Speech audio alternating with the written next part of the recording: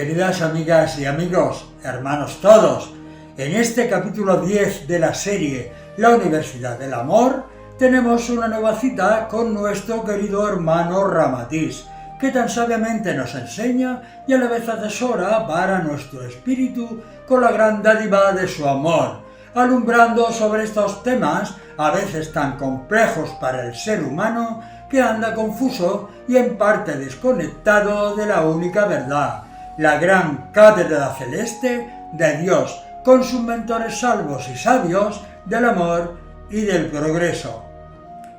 Como en cada capítulo, estas son las preguntas que presentamos a nuestro querido hermano en espíritu. ¿Es moralmente lícita en algún caso la práctica de la eutanasia? ¿Por qué? En ningún caso y por ninguna causa el ser humano puede disponer de su vida. Y antes de extenderme en la contestación, quiero poneros de manifiesto, por mi situación de espíritu, que he vivido cerca de ese astral donde se encuentran los que arrebatan su vida, y os puedo decir que su estado es de lo más lamentable. Tienen constantemente presente en ellos ese terrible momento en que truncaron su trayectoria kármica, haciéndose doblemente su deuda en su próxima reencarnación y por lo general en un planeta más primario. La contestación es extensible tanto para la muerte dulce, como la llaman, como cualesquiera de las otras. ¿Podemos entender como suicidio la práctica voluntaria de la eutanasia? Sin lugar a dudas, es un suicidio y como tal deben de servir como ejemplo los ya ocurridos para evitar nuevos hechos. ¿En qué estado espiritual queda el espíritu del suicida tras su muerte física? Queda en un estado tremendo de desolación y angustia, puesto que una vez aquí puede comprobar perfectamente cómo ha quedado por su culpa truncado su ascenso espiritual. El tabaco, el alcohol y en general cualquier otro tipo de drogodependencia o toxicomanía puede considerarse de algún modo eutanasia. ¿Cuál es la responsabilidad de la persona que se somete a esas prácticas? No puede de ningún modo considerarse como tal, ya que la acción de los primeros es de ser conscientes de que anulan su vida por medio del suicidio, mientras que los otros son conscientes del prejuicio que se ocasionan, pero no desean por ello la muerte. La responsabilidad no deja de ser grave. El cuerpo debe de conservarse al máximo, prescindiendo de todo aquello que pueda perjudicarlo, alterarlo o destruirlo.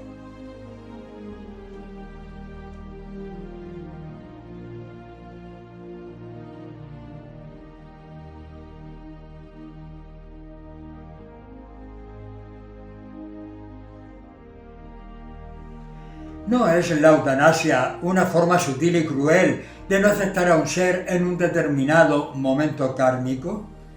Dudo si la pregunta es o no correcta, pues si la eutanasia es grave aceptarla como tal para dejar atrás sufrimientos, el espíritu os tiene que decir que los que la practican hacia otra persona con o sin autorización expresa de la misma es un asesinato, aunque estos estén protegidos por las leyes terrenas, nunca por las espirituales. Un niño nace con deficiencia mental profunda. Sus padres, por comodidad, por temor a las críticas de la propia familia o de la sociedad, no se hacen responsables de ese sufrimiento, por lo que le aplican la eutanasia. ¿Son responsables de cuerpo y espíritu, ya que le niegan todo derecho a ese ser a progresar?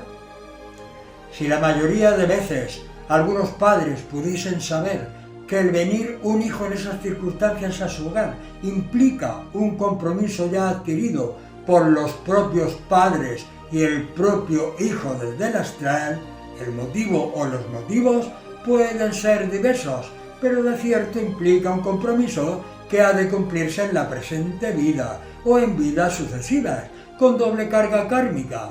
son asesinos del cuerpo y responsables de truncar la trayectoria del espíritu. Son muy graves las consecuencias que estos seres acumulan en su expediente kármico.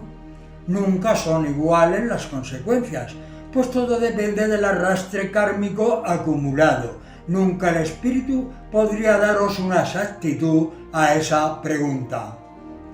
No es posible que estos seres deformes o enfermos vengan a superar una prueba kármica en esas circunstancias a través del amor de otros. Ciertamente, más de una vez ocurre esto, pero es imposible daros unas estadísticas. La vida de los hombres, nuestros hermanos, solo es conocida a nivel de materia como presente y única, por no guardar recuerdo de pasadas existencias. El desamor de una existencia, por ejemplo, debe de quedar esa deuda limpia con el amor de otra. Los de hoy, poniéndoos otro ejemplo, son acérrimos defensores y salvadores de la naturaleza. En otras existencias fueron los destructores de ella. Los que hoy asesinan animales en las plazas de toros vendrán a ser los más acérrimos defensores de la vida de estos animales, abogando por su desaparición, como hoy tantos y tantos luchan por ello también. Cierto es que todo está escrito, pero ¿qué consecuencias trae a aquellos que directa o indirectamente condenan a un ser a la muerte física sin saber si esa persona, atravesado ese momento kármico, volverá a la normalidad? Las consecuencias, y repito nuevamente, no se pueden dar bajo una estadística segura, ni bajo unos hechos que se igualen en las mismas consecuencias, por depender de distintas circunstancias y causas.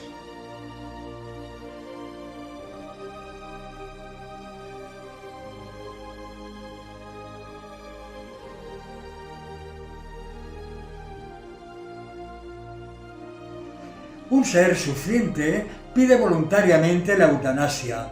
¿Quién tiene más responsabilidad en el suicidio? ¿El que le aplica el procedimiento o el que lo solicita? El primero pagará lo concerniente a un asesinato y el segundo como suicida. Cuando el espíritu encarnado se entrega en sufrimiento para su progreso y sin ser consciente de ello le aplican la eutanasia, ¿perjudican y retrasan en parte su evolución kármica o por el contrario le es saldada alguna deuda por ser objeto de manipulación ajeno a ello? La deuda le es cancelada, pasando aquella a la persona o personas que prepararon o efectuaron su muerte. ¿En qué punto difiere un acto terrorista, el cual condena a toda la sociedad, de otro asesinato premeditado llamado eutanasia y que parte de dicha sociedad amparada como necesidad para evitar el sufrimiento de un ser? Vuestra sociedad es tan compleja como inconsciente, pues siempre da acomodo a su propia comodidad, dictando sus leyes a su forma y manera.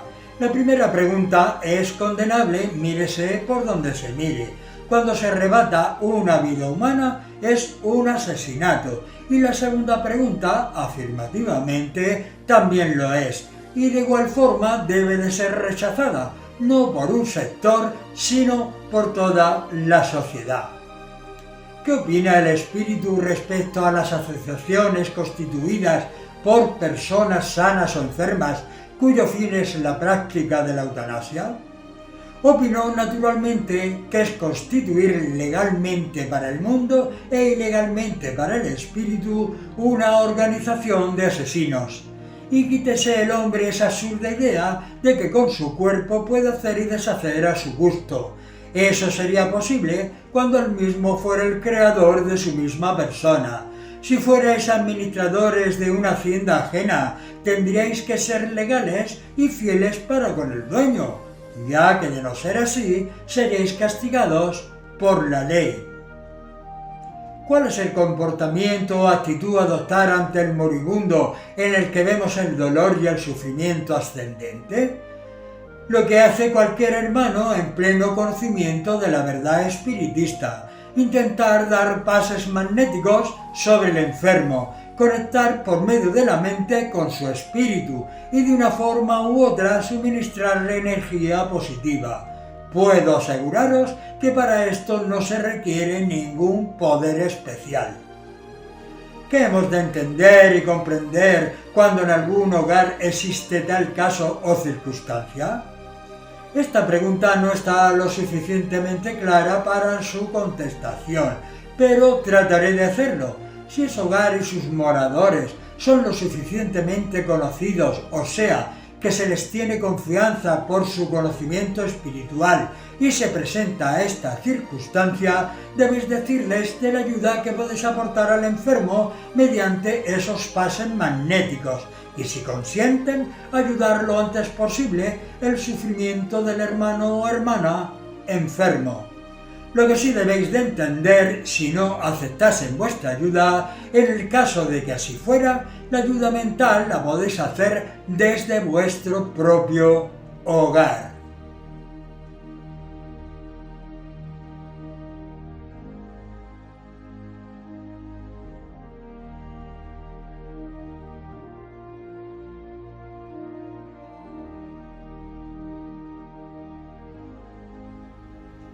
Esta fue la última y sabia contestación del hermano Ramadís, pero antes de marchar se despidió con este esperanzador mensaje.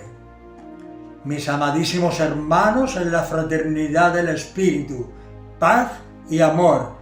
Como ya os dije en anteriores ocasiones, este humilde espíritu os invita a la oración, cubierta en sí por un entorno de paz espiritual, no agrediendo a vuestro espíritu con vuestra ignorancia de siglos.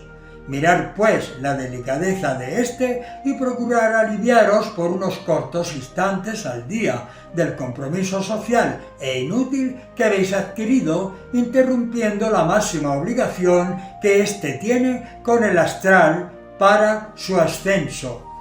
El espíritu os habla en tiempos de máxima necesidad, como hermano sobrado de experiencia, de vidas físicas incalculables, por las cuales, y en el debido respeto para mi Creador, les soy en fidelidad en este mi último compromiso de bajar a vosotros en mi intento de preveniros y enseñaros en la única verdad.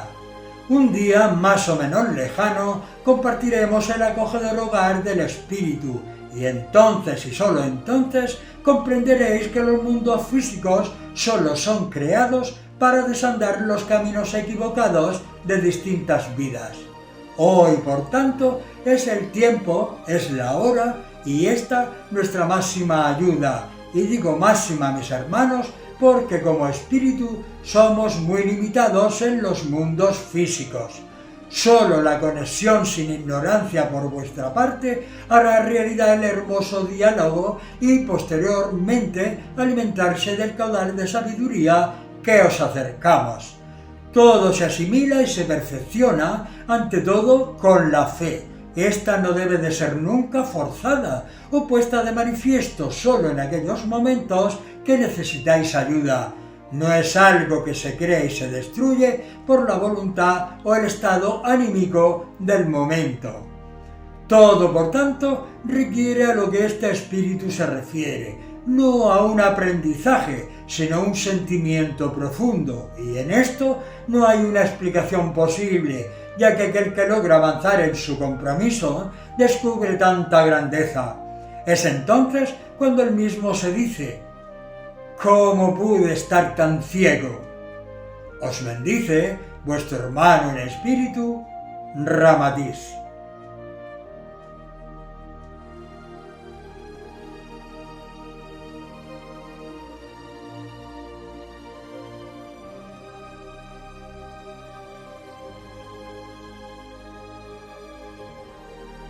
Damos la bienvenida a nuestro nuevo instructor, el querido hermano Constantino, nuestro nuevo mentor, una nueva y sabia voz cuyas lecciones servirán sin duda para enriquecer nuestro espíritu, de tal forma que cada día se nos irá haciendo más fácil asimilar y comprender la conexión del espíritu y la materia, y la misión de cada cual en conjunto y por separado. Agradezcamos siempre a Dios por estas hermosas oportunidades, así como a sus enviados de luz y de amor, que tan prestos nos enseñan el cómo y el porqué, de qué forma andar el camino correcto hacia la sabiduría misma de Dios. Apenas acoplado a la materia, el hermano Constantino nos saludó diciendo: es de suma responsabilidad para este espíritu asumir este hermoso trabajo que deja en mí nuestro amado hermano Ramadís. El espíritu en sí es sabio, porque la verdadera sabiduría no se adquiere hasta llegar al supremo lugar donde el progreso nos sitúa. Creerse sabio en estado de materia, mientras su espíritu no evoluciona por ser ignorante del cielo evolutivo de los espíritus en acción, fuera cual fuere su profesión, y siendo en ella una verdadera lumbrera, sigue estando en el más espantoso y distanciamiento de la verdad del hombre, y por lo tanto el más ignorante de ellos. El ser humano tiene por necesidad de avanzar en su vida física tanto como sus posibilidades puedan dar de sí, y siempre no olvidarlo para un beneficio en darse a los demás. Si este trabajo lo descompone en ganancias abusivas, en esclavitud hacia otros o procurándoles bajo la buena fe de sus semejantes, ese hombre está relegando su progreso y a la vez acumulando en sí terribles cargas kármicas para su siguiente bajada a la vida física. Mientras que el hombre que de su trabajo hace la seguridad, aunque relativa, de su estancia en la tierra y de aquellos a los que ayuda, y además es consciente de cuál es su verdadero final espiritual y cuáles son los objetivos para ese progreso, ese es el verdadero sabio de Dios y en sus hermanos los hombres. Cualquiera que aún sin saber leer o escribir, su interior espiritual está en el máximo de progreso y conocimiento, es mucho más sabio que los primeros, ya que aquellos luchan efímeramente para un corto tiempo, mientras que los últimos lo hacen para una eternidad. Pido al Sumo Hacedor su ayuda para ser justo en las contestaciones a vuestras preguntas y que a la vez sean la elaboración tanto de la pregunta como de la respuesta para vuestro progreso. Vuestro hermano Constantino.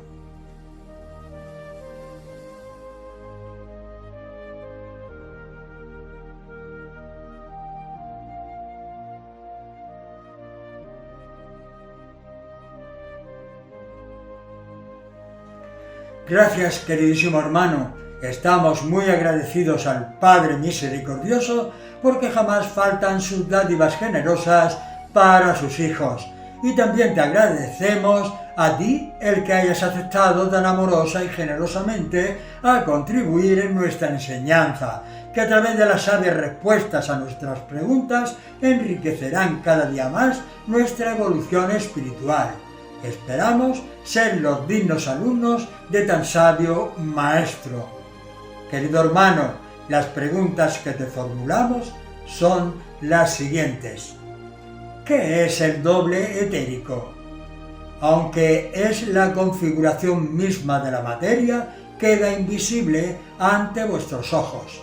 En el momento mismo que en el vientre de la madre está totalmente formado el ser y la gestación llega a las 24 semanas, 6 meses, el niño es colocado en una especie de molde fluídico, quedando su imagen plasmada en lo que se llama el doble etérico, viviendo desde ese instante junto a ese ser durante su vida material presente, quedando claro que nada tiene que ver con el espíritu, alma o periespíritu, aunque con este último tenga en parte algo en común.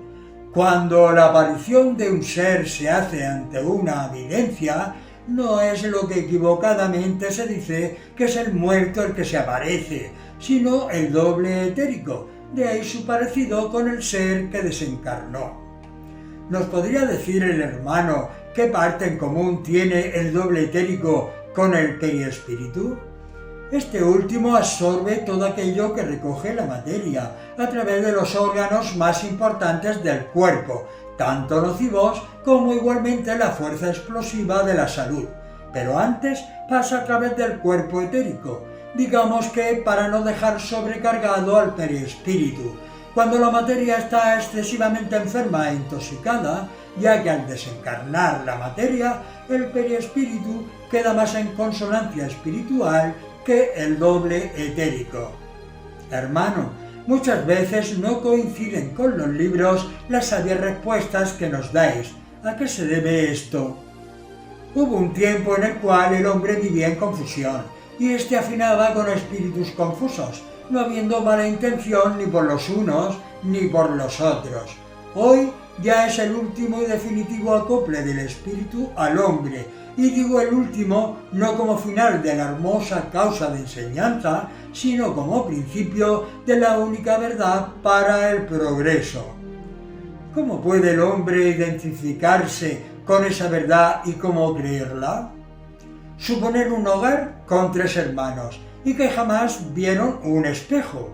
Alguien les descifra cuáles son los 3 y lo saben solo por las palabras. Pasado un tiempo le dan un espejo a cada uno, pero el de uno de ellos no tiene cristal, solo el marco. Los 2 primeros contemplan su cara y coincide con la definición que le hicieron, y el otro, triste, se cree que se están riendo de él. Pasado un tiempo, le vuelven a traer el espejo, pero esta vez de verdad, y entonces dice: «No quiero nada porque me volveréis a engañar», y convencido se mira y se refleja en él. Hoy estáis ante el verdadero espejo, ya que Dios disipa las dudas en este momento kármico. El verdadero progreso es el espejo del hombre, pero no todos quieren mirarse en él. ¿Qué tiempo permanece en el espacio el doble etérico?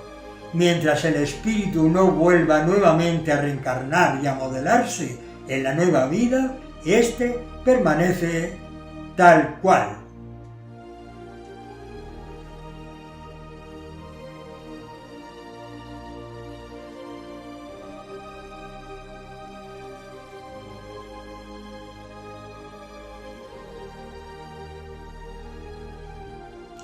Queridos todos, hasta aquí el capítulo 10 de la serie La Universidad del Amor. Como veis, todos los seres humanos no tienen más remedio que avanzar durante su estado en la vida física, por supuesto, dentro de sus posibilidades, pero siempre intentando dar lo mejor de sí hacia todos sus hermanos, ya que de hecho, cuanto de bueno pueden hacer por los demás, siempre repercutirá positivamente en ellos mismos.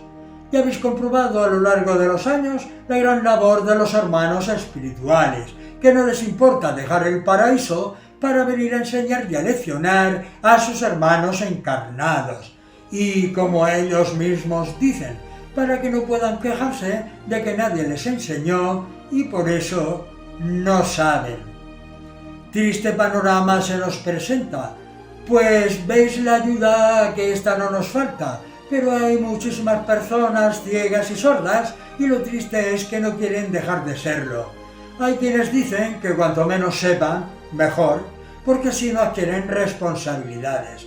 Absurda idea, ya que les traerá de nuevo y en más de una ocasión a reencarnar para desandar lo mal andado. Una vez más y con tristeza podemos decir que muchos son los llamados, pero pocos los elegidos. Queridos todos, hasta la próxima semana os deseo paz, amor y progreso.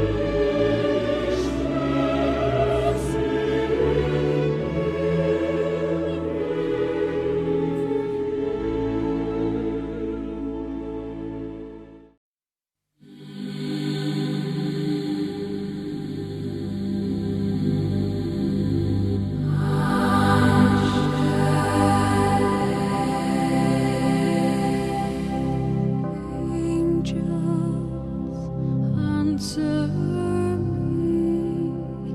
Are you near if rain should fall? Am I to believe you will rise to calm this storm? For so great a treasure words will never do. Surely, if this is, promises are mine to give you, mine to give.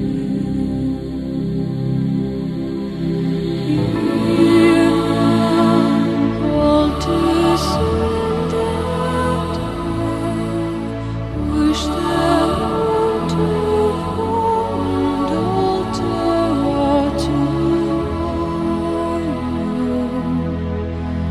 I should know heaven has a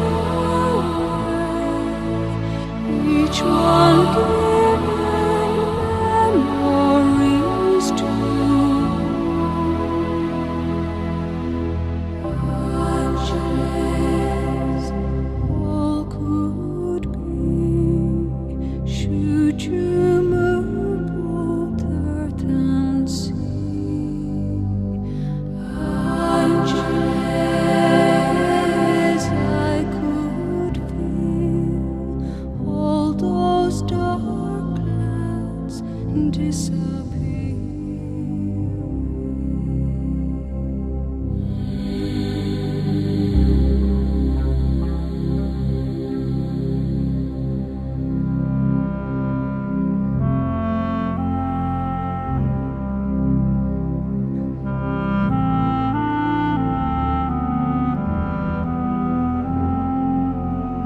Should fall, am I to believe you will rise to calm this storm?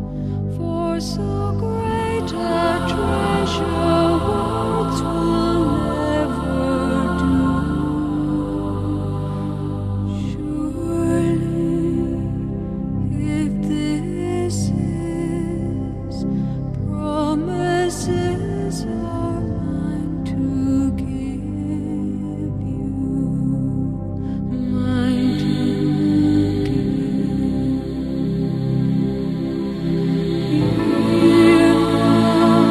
All too soon that wish that one to form and alter or tomorrow. I should know heaven has a way, each one given memories to. Angeles, all could be, should you move both earth and sea. Angeles, I could feel all those dark clouds disappear.